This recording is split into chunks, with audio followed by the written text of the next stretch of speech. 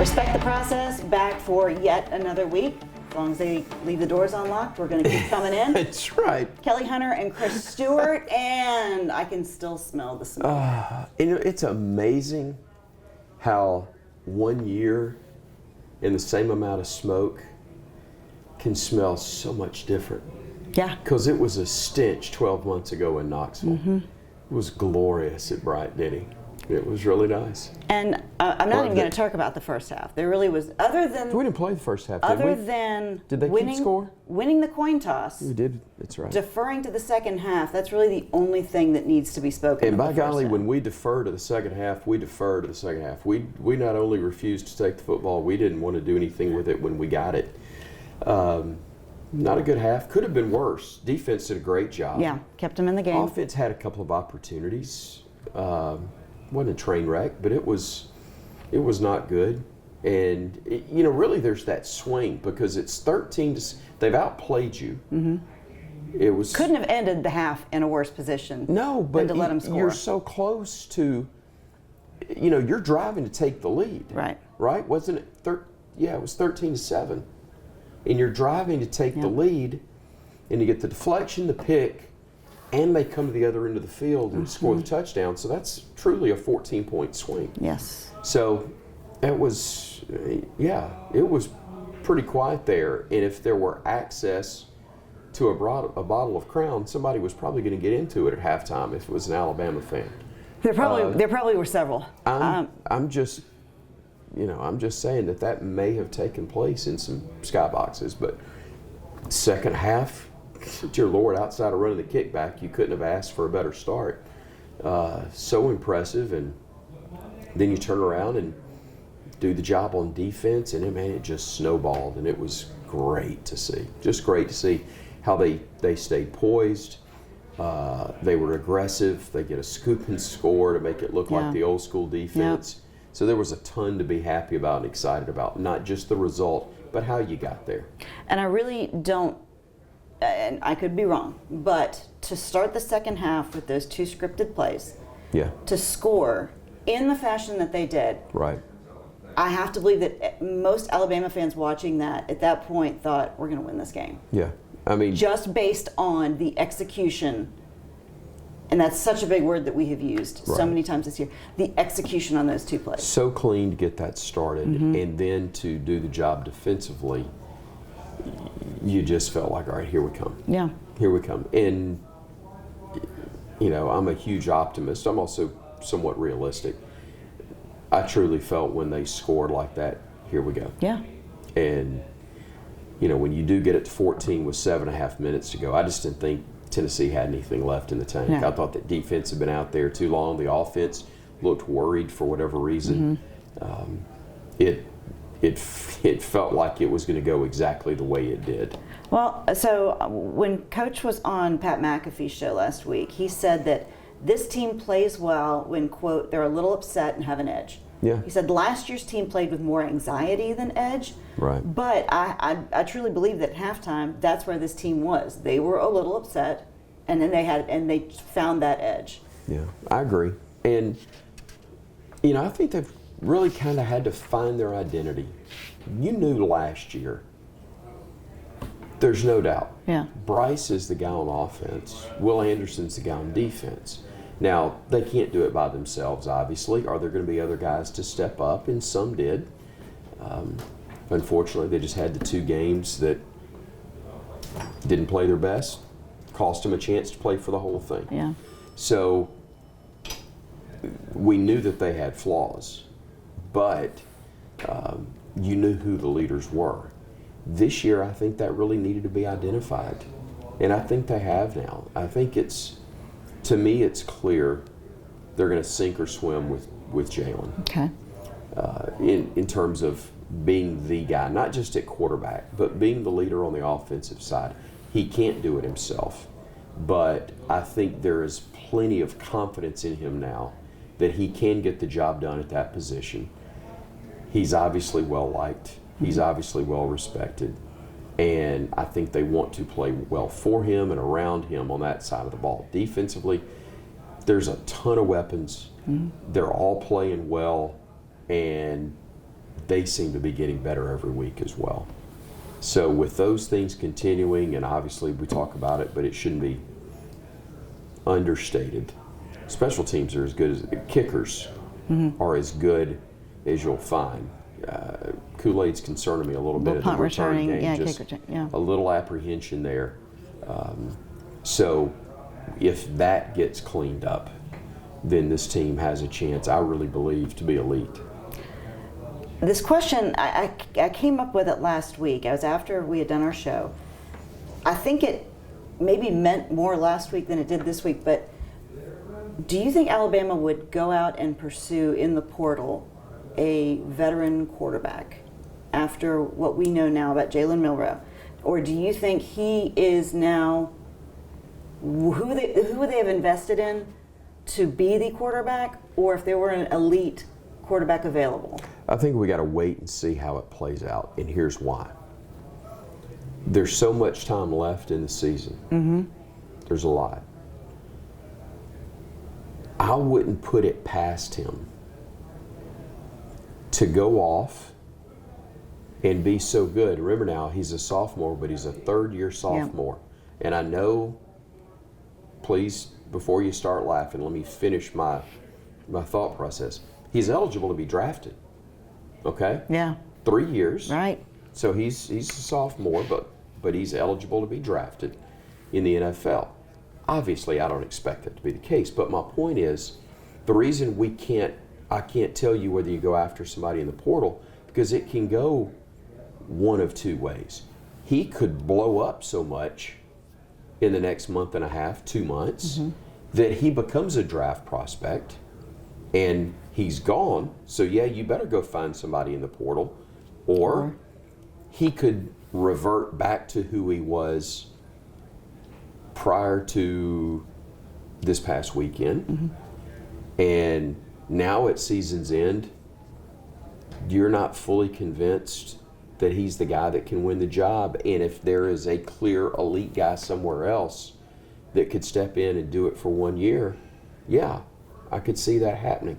But they've also got some young quarterbacks now that they really like, beyond the two that were that have been given snaps this year. You know, they've got a couple of young guys that will have a year under their belt in the system, even though they're not likely to see the field in a regular season game, or at least substantial playing time. They like who's on campus. But having another one, especially a fifth-year guy, I could see that happening. Again, if Jalen goes one direction to the extreme or the other in an extreme. Here we are this far into the season and we're still talking about ifs. Yeah, you are. Hey. Yeah, but that's not uncommon. It really isn't. It's all based on, is it going really well?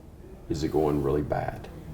And it's just too soon. If I were to put $5 on, one of those two scenarios is going to happen. Yeah. If you're told definitively, now let me be clear, I don't think either one's going to happen. I think he'll be somewhere in the middle, and he'll be a front runner for the Heisman next year. That's what I think Jalen will be, one of the front runners for next season.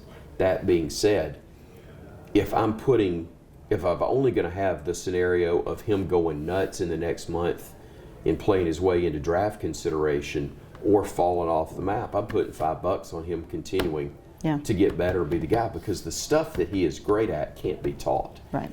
The speed, the strength, obviously he's worked in the weight room to get there, and he's worked in conditioning to be faster, all that stuff. But by and large, size, strength, arm strength as well, those are things that are clear and God-given with him, and there's no debating those with him right now. There's other stuff he clearly has to work on, and from a consistency standpoint.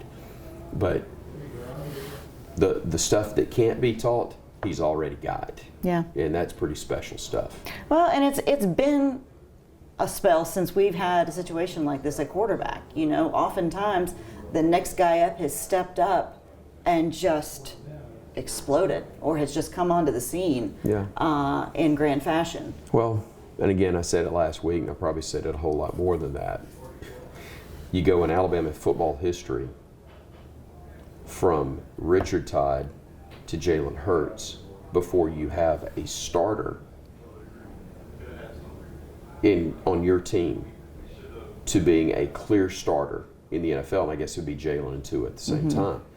That's how long it went. Yeah. You know, you've had guys that have started games that are former quarterbacks, AJ, I know, and others as well, but true clear cut for the year, he's our guy. It was Richard Todd, then Jalen and Tua, but it's Jalen, Tua, Mac, Bryce. It's 4 straight. That's the misfortune that Jalen Hurts is judged by, because that's the filter. You know, he's a good Jalen Milroe. I'm sorry, forgive me. Too many there Jalen's. are a lot of Jalens this year, and Jadens and Jalen's, and I will butcher it, but Milroe is who I'm talking about. So he is judged by the last 4 guys that have been there, who all became NFL draft picks and starters. That's tough. I think he can get there. He's got the tools to get there. He's just not there yet, and that's why. But neither was Mac Jones. Mac didn't even start until his senior year, and people didn't think he would be the starter. Exactly. They thought Bryce would start ahead of him. We'll wait and see.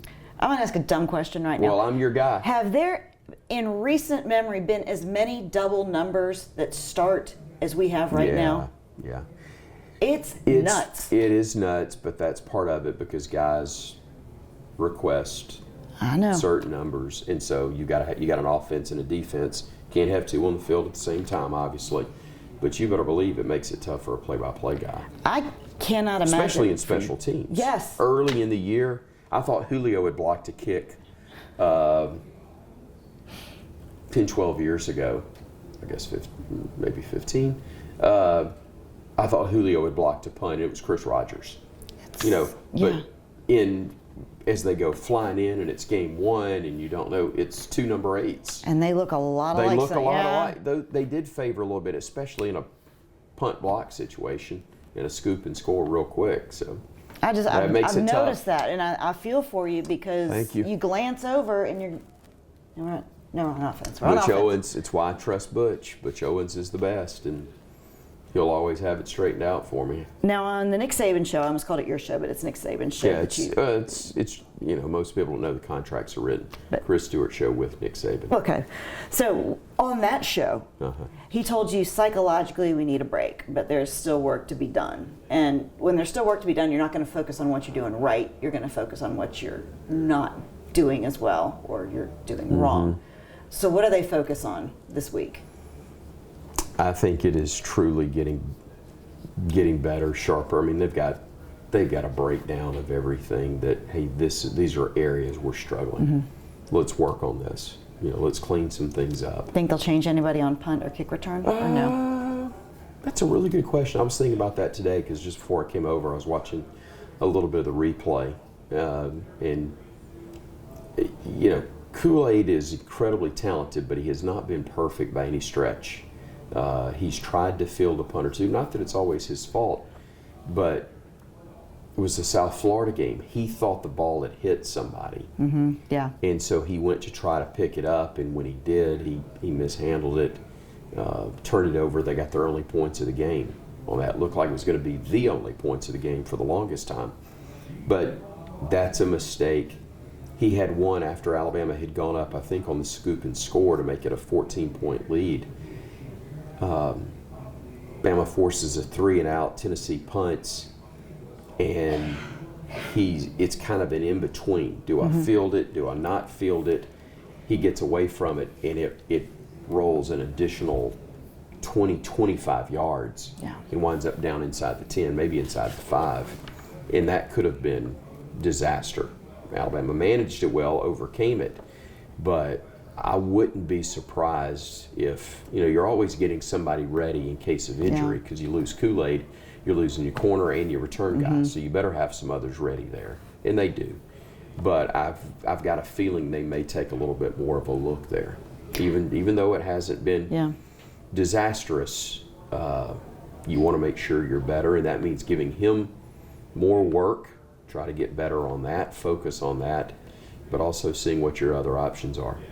A lot of folks still talking about Jermaine Burton, and if his taunting and what he is doing were really an issue, would Saban have stopped it by now? Or does he see that as maybe one of the only guys that has a little fire or a little gig in him? No, I don't know. I don't think Coach likes it. Yeah. I don't know. Haven't asked anybody about that specifically and in that manner. Just knowing him, though, I don't think he likes it. Yeah. I think he'd prefer to not see it. I think he's probably voiced that. But there are times and there are certain guys in certain situations that you take a little of the bad with the good. Mm-hmm. And I do think it's part of what's changed a little bit as a whole. When you've got 4 and 5 star wideouts as backups, Yeah. you can afford to do some things personnel wise in terms of teaching lessons Mm-hmm. that you may not be able to teach. Yeah. And I don't know if Alabama's good enough at that position right now and deep enough that they feel like they can go, Jermaine, sit down. Sit down. Now, not that you're going to let the inmates run the asylum, Right. but at the same time, there's stuff you may tolerate more than you would otherwise based on what your personnel really is. I say all of that to say, if he were a true problem, in the term that's used often to describe somebody within an organization, business, football team, if he were a cancer, they'd cut him out. Yeah. I don't think they feel that's the case with Right. him. They do prefer that he would calm it down a little bit in some certain areas.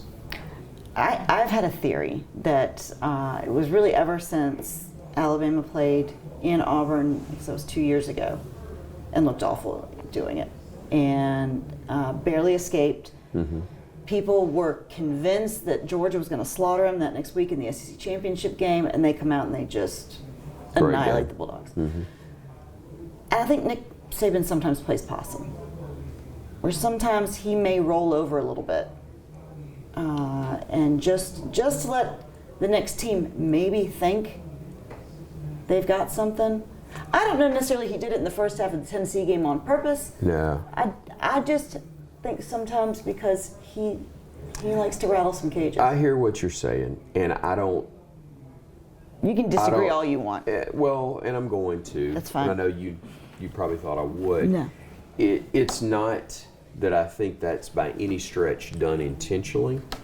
I don't think he panics if it's not going well, and I think they also do a great job of adjusting. Right. And I think it can give that illusion because they do such a good job of fixing what was wrong, or so often they will fix what was wrong. But, I know at halftime he was pretty calm from what I'm told. I used to be in there. When I was doing the sidelines, I would go in and I would want to hear what he said, or more so how he said it. Well, and he told you on the show, the Nick Saban show, said, I usually don't talk to him until we're getting ready to go back out. Yeah. He said he was very calm. Mm-hmm. And told Well, me. it was also funny this week, going back to the previous week, the Arkansas game. You remember Alabama had played really well in the first half. And he joked on the show in the opening segment. He goes, now I know later on you're going to ask me what I told him at halftime, because you always do, but we, must not have been very good because we're terrible, blah, blah, blah. I did a lousy job. And so somewhat in jest, when we get to the segment where I go, Coach, what'd you tell him at halftime? When we got to that segment this week, I said, Coach, you kind of blamed yourself because you didn't feel like you gave much of a halftime speech a week ago against Arkansas. Dang, you got a whole lot better at it this week. And he was quick to deflect the attention, but it was there was no doubt they were a whole lot better at the break this time than they were a week ago. Do milestones mean anything to Nick Saban? You know, a little bit they do. Because he just passed 300 wins. 200 at Alabama. Yeah. 200 Alabama, and that was pretty funny. I'll tell you a story on that one. Poor Josh Maxson, who's the as you know, the primary media contact for football and directly to Coach Saban. It's not a fun job. It's not a fun job. He's a piñata a lot of the time, bless his heart. But there was the circumstance. We did the show last week, and I knew that it was the 200th at Alabama. And the very last thing I did on the show, I said, Coach, I know you don't like to talk about these type things, but a milestone, just as you said, was reached. And on behalf of all of us, congratulations on your 200th win as the head coach at the University of Alabama. And he goes, you know, he truly is humble with that, and the hands went under the armpit, so I knew he was not really comfortable with it. When you see that, he's either cold. That's his tell. It's outside. It's one of two things. If we're outside and it's, you know, sub 50 degrees, sub 40 especially, this means I'm cold. Okay. If it's not, it means either I'm uncomfortable or I'm mad. Okay. So I know what that look is. And when he did that, I could tell he wasn't mad, but he was a little uncomfortable because he didn't like the praise toward him. But he said, gosh, I didn't even know that. But, you know, a lot of people, he gave the answer you would expect, praising everybody else. But we got through with it. We got through with the show, and or we got through with that segment, which was the end of the show, I'm sorry. And he goes, yeah, I didn't know that. And poor Josh goes, Coach, I'm sorry, I meant to tell you after the game. I sure wasn't going to bring it up beforehand because I knew what the reaction would be. I didn't know he really, because I assumed that people had asked him already about it, so I didn't know that he didn't know until you told him. Nobody had said anything in the post-game deal, and it is amazing to see how truly focused he is. There was, I can't remember how many years ago it was, but there was a year where with, I think, Auburn losing on this particular week and Alabama having beaten Mississippi State, or if Auburn had lost earlier and if Alabama won, then they would clinch a spot in Atlanta for the SEC championship. Would not matter what happened in the Iron Bowl. And so we're talking about that post-game, post-TV show. And he goes, so we'd have gone anyway, even if we lost. And what struck me with that is that he's serious. He really didn't know. He's so focused on just He's winning. so locked in on game. taking care of business in that moment that he truly had shut himself out. And on the one hand, that's shocking because of the fact that he leaves no stone unturned and no detail. Right. You know, even they even had a plan, whatever it was, with the eclipse a couple of weeks ago. I mean, they knew the timing of it. They didn't know really what that was going to be or look like or whatever. But there was conversation about it in the plan. The man planned for an eclipse, for crying out loud, but didn't know that if they lost that particular game, they still were going to be assured of an SEC title, because he doesn't want there to be, or an appearance in the title game. He didn't want there to be anything distracting from the task at hand, which was taking care of and winning that football game. It's fascinating. That is funny. Yeah. It's interesting. Do you think he'll pass Bryant? Does he have that up? Would that be about 2 more seasons? To pass him for number of wins at Alabama? I was thinking of that as well. I've forgotten what the number at Alabama, wins at Alabama would be. 323 was Coach's record, I believe, all time for number of wins.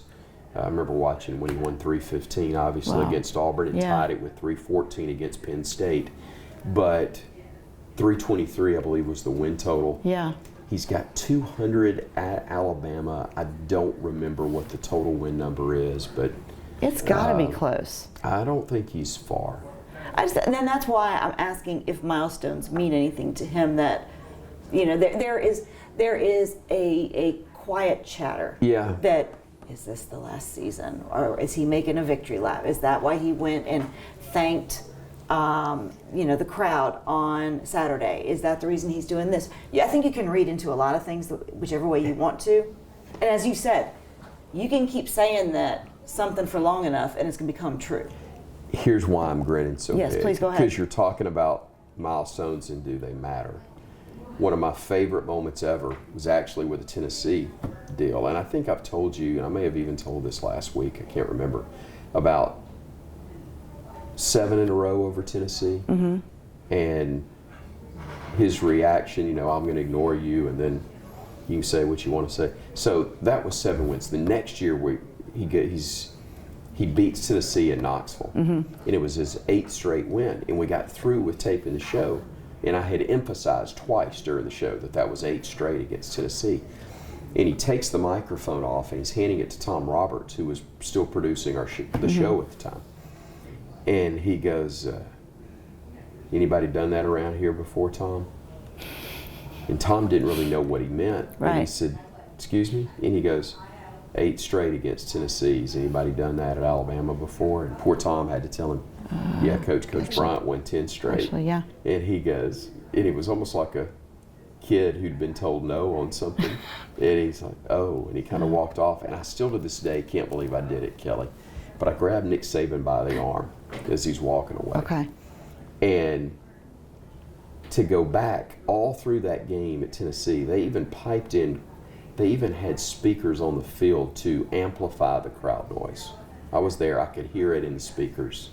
They were trying to get whatever juice they could. Bama beat them like 42-14. Yeah. It was not even close. But every time out, there's all these clips and highlights of past Tennessee moments against Alabama. They were really drawing on the history to try to, they were trying to crack the whip however they could. So the TV show ends. He asked Tom that question. Tom has to tell him the unfortunate news, no, you got 2 more years to catch Bryant. He walks off. I grab him by the arm. I said, hey, let me tell you something, though.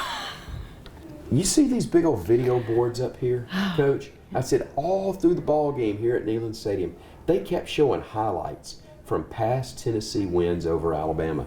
But you know what? Not one clip was in HD because they hadn't invented that the last time they beat us. And he looked at me like I'd lost my mind. And for a second, I thought I'd lost my job. And then he grinned about as big as I've ever seen him grin. He turned to walk off, and he laughed out loud. And he turned to walk off. He looked back at me, grinned again, laughed again. And I thought, man, I don't need a cigar. I got mine right there. That was my victory. I'm going to drop this mic right here because nothing else I could ever do. Yeah. So it's not what drives him. Okay. That's a good point. Milestones That's a good point. don't drive him. Yeah. But he respects history enough that he does find it pretty cool when he finds out that something he's been a part of. And that's how he would phrase it. It's not his, it's the team's. Yeah. But something that he's been a part of did indeed help make history, because he respects history in a big way. Do you think that they would eventually, would it be Saban Field? Or I would they be stunned. I would be stunned if when his career is over, that's not what it is. If it's not, I didn't know if it'd be Bryant Denny Saban Stadium. Yeah. Saban Field may make more sense because the field itself is not named for anyone. Right. And you could still stay with the legacy of Bryant Denny Stadium, Nick Saban. I think that would be very fitting. But unless he were to specifically say, I do not want that, right, there's no way there won't be I mean, he's already got the statue. Like they've already got the statue. The statue, but every coach gets that. Right. And there will be a road named after him. You know, all the streets around the stadium have a coach who's won a national championship, have one named after him. I wouldn't be surprised. You know, there's the Saban Center, which is the Well, I'm sorry. It's the Catholic Student Center. Oh, yeah. That's named, I think, the Saban Center. I may be wrong. There's other things that are named for him because Nick's Kids has been such a huge part of impacting that. But there's going to be a road. There's got to be. Yeah. And it's got to be some pretty prominent stuff because, again, there are 2 coaches that have won 6 national championships at the University of Alabama, and he's one of them. And I've said it before, I'll never get into the debate over who was the better coach. Right. It just blows my mind, having lived on this earth and all of it in Alabama since 1970. It blows my mind that there would even be a conversation about somebody at the University of Alabama having an impact that rivals the impact of Paul Bryant at all. Yeah. Unbelievable that there could even be a conversation, but that's what we've got and will have for years to come. Okay, in keeping with, I guess, the respect and the national perspective of Alabama, currently they moved up to number 9 in the AP poll. Mm-hmm. They are the 3rd of the 1-loss teams. Let's see, we've got Oregon, we've got Texas, and then Alabama. Is this where they should be? I think they're going to be better. I don't think they're given the benefit of the doubt because I think there is some national fatigue, for lack of a better term, jealousy, whatever you want to say. But I think that's very fair because Texas beat them head-to-head. Texas has lost to Oklahoma, was on a neutral site, great game, tough finish. Oregon, great game with Washington, correct? Oh, without question. That's their only loss. Without question. And I don't remember if that was in Eugene or if that was with the Washington. That was in Seattle. That was in Seattle. Okay. Yeah. So even more so, how are you going to punish those guys? Right. In that regard, and everybody else being undefeated right now, I think it's fair. Yeah. The great thing is there are still opportunities, LSU being one of them. However, beating LSU is not going to vaunt you any higher necessarily, unless you do it in spectacular fashion. Or any of the some above. of these others are going to play each other as well. Yeah. And what you're pulling for in those is blowouts. You don't want them so close that there's potential for a rematch or question mark, and you got an undefeated, let's say, is Ohio State undefeated as well? Yep. Okay. Undefeated Michigan, 1 loss Ohio State. The loss is to Michigan, and it was a either controversial finish or a 1-possession game, something like that, where they're doing the rematch conversation. Georgia has a hiccup before the SEC title. A lot of people are thinking that there's, without Brock Bowers, that it's coming. So there's a hiccup, and for whatever reason, crazy as it is to think of now, based on what it's been in recent years, let's say Washington's got a loss now. So that's tough to say. Give me another undefeated team high up there. Well, you have Georgia, Michigan, Ohio State, Oklahoma. Okay, let's say it's undefeated Oklahoma. And got Florida State up there. Yeah, but let's say Michigan's undefeated, Florida State's undefeated, Oklahoma's undefeated, and Ohio State's 1 loss is to they're going to play twice. Okay. No, they wouldn't play they're in the Big Ten game. I can't remember. I don't know that. The legends, leaders, You're all having that me stuff. carry the 1 now, and I can't. And I'm not in dangling participles, which will get you arrested if you're not on Bourbon Street. Right. So I got you. I was with you. Thank you. I don't even know what that meant, so I'm glad you did. I was there. So I can see a scenario where the SEC champion this year with 1 loss does not get in. That was my next question. It's crazy. You did it. Okay, so with an off week, Tarian, concussion, likely to be back against LSU. Yeah. Malachi Moore stepped back in. Yeah, he looked good. Almost seamless. Yeah. But both Alabama and LSU with a bye week this week. Does that affect either one, or is it just? No, they're used to it. Yeah. It's every year now. They both get the break. They need it. Yeah. Alabama's a little different because that Tennessee week is more taxing than LSU's was against, was it Army? No. Yeah. Yeah, I knew it was a service academy. Yeah. I thought it was Army. Didn't get pushed, but they're also playing really well right now. Bama, 7 straight weeks. I think they needed the break. Yeah. LSU probably like to play again right now. Not that they aren't tired. They may have had 7 straight. I don't know. I'm not as familiar with theirs, but they've got some momentum going. And having not been really pushed this past weekend, they probably wouldn't mind going again. But even though Alabama played their best half of football of the year, they need to get to a break. They needed this bad. I don't think the significance can be overlooked that the game is in Tuscaloosa this year. Yeah, I agree. I think that will play a big factor. I think it played a big factor against Tennessee. That was a game that, had they been playing in Knoxville, I don't know would have had a similar outcome. I just believe that in Tuscaloosa is a lot more friendly than a night game in Baton Rouge. No doubt. Particularly for this team. And yet Alabama's lost their, twice since the late 60s. Yeah. So it's not the house of horrors by any stretch for Alabama that it has been for other programs, or at least that it's made up to be for other programs over the years. I don't know that it matters that much for Alabama, but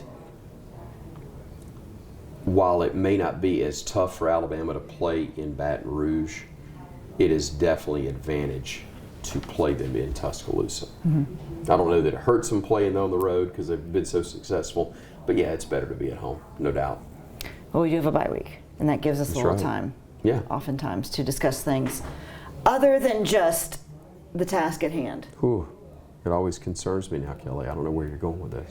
Well, it gives us some time to tell some of our favorite yarns, spin some of our favorite yarns. True stories or True, stuff we're making up? It could be either one, because oftentimes true stories need a little inflation to make them even better. And I know you get around in good ways. Excuse me? Yeah, you get around. Sailor. In good ways. Okay. I've been around the block a time or two, but I also took several years off. What are we talking about right here? I don't know. I don't know either. I get. Again, it's a bye week, so I get kind of lost. But I have been dying. I'm not worried about lost. I'm worried about getting us both fired or worse. We're not really employed, so they can try and fire us. Is this even rolling? We'll just keep coming back up each week. Okay. They can try and fire us, but you have some good stories. I've been around a while. Yeah, you get around again. You're wanting the Mike Shula Great Southern Wood story. I'm trying to coax this out of you. You want the Mike Shula. All right. In the best Southern genteel way, as opposed to just coming right out at you. So, Mike Shula's been named the head football coach at Alabama after, as you recall, Mike Price was dismissed. Yes, I remember that. We all understand and remember. If not, Google it. I was around the circumstances that resulted in Mike Price no longer being the head coach at Alabama. I'm working for CTSN then, as I am now, and was given the assignment, along with a guy in the sales office, of going to.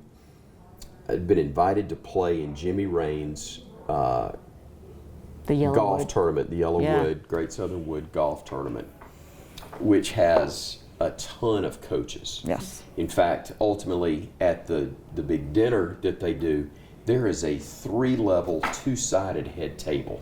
You've got the microphone in the middle. Every coach in the Southeast and others, they sponsor in their own retainer. So all these coaches are sitting at this head table. Now,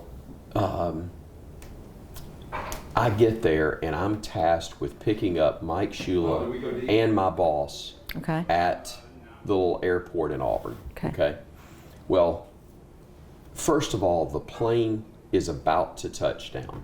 And I look at the guy that I'm with from our sales staff and I said, here's the deal. From the time he lands until it's wheels up, I'm not taking him out of my sight because we're not losing a coach on my watch. Not on your watch. Not on No, my watch. All right. So we pick up Mike Shula. We drive to this lodge or hotel where the event was taking place. And of all years, this wasn't done after Mike Shula was named the head coach. It had amazingly been done 6 months earlier.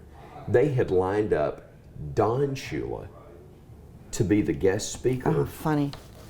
The recently retired Don Shula to be the speaker at this event. Couldn't be more perfect. Well, we're going to go as soon as we get there with Mike. We're going to take him to Don Shula's room so he can have some time talking to his dad before this deal. And it dawns on me as I'm walking with my boss to this room with the new head football coach at Alabama. Holy cow, I'm about to get to meet Don Shula, winningest coach in NFL. Yes.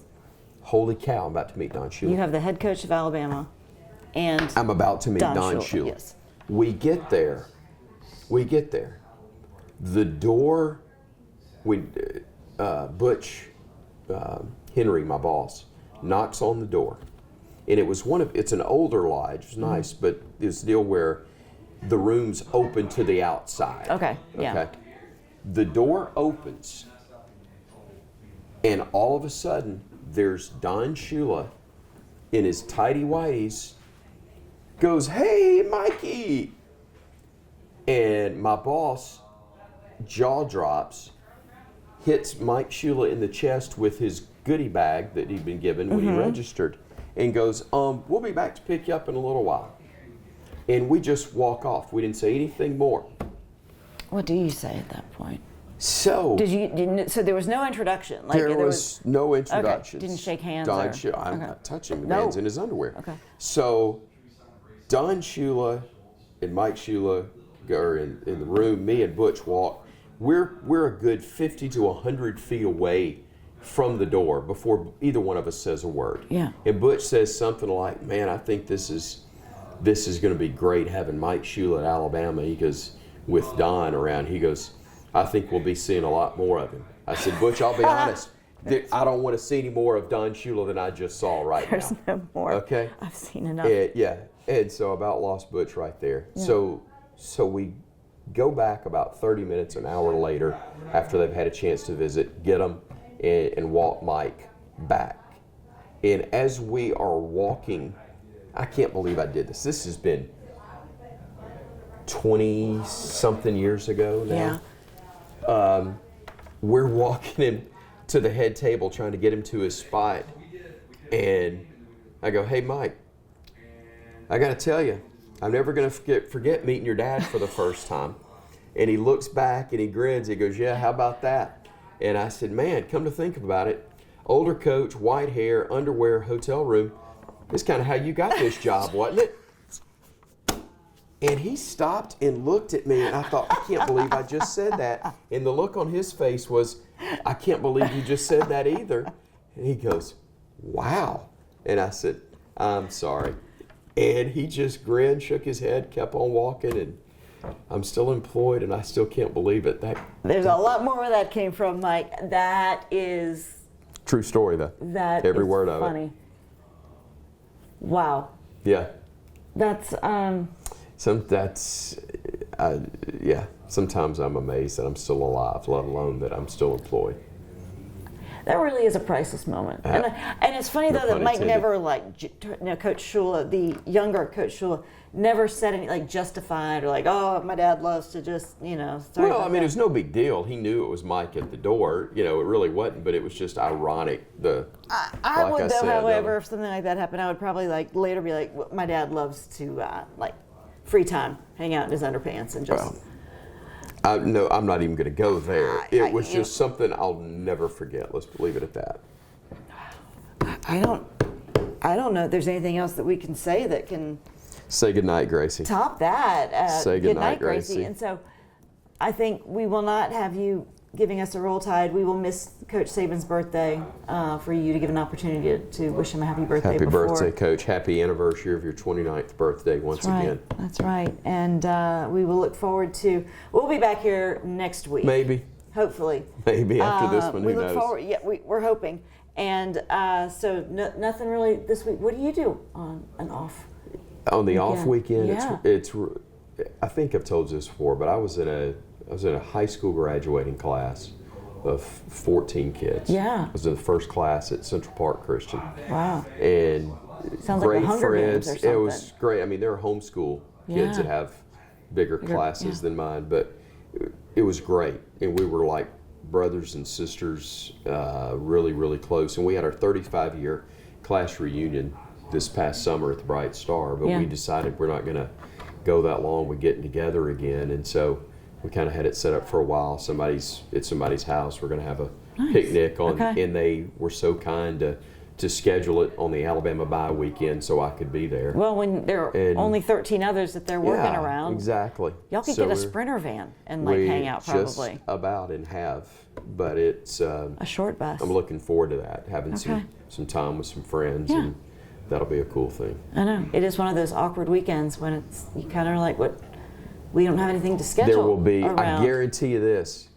There's not a wedding chapel you can go to within 100 miles that won't be occupied because they're all being worked in. They gotta have one every 2 hours, this rotation. This weekend. Exactly. Okay, well, I hope to see you back here next week. Yeah, I hope I'm still employed. I do too, but okay. This is your fault. Well, it's always my fault. I accept that everywhere I go. Okay, well, even though we don't need one for the game, we can't leave without a signature. You've got to have a Roll Tide. That's right, and you can always find Chris Stewart here or at Chris Stewart online. Correct. 2 S's. That's right. S at the end of Chris. S at the start of Stewart. 2 S's. Okay. Well, for 2S Chris, I'm 2L Kelly, and we will see. And we'll see you next week. Respect the process. Come join us. Disrupt the media. Everyone have a great week. Bye.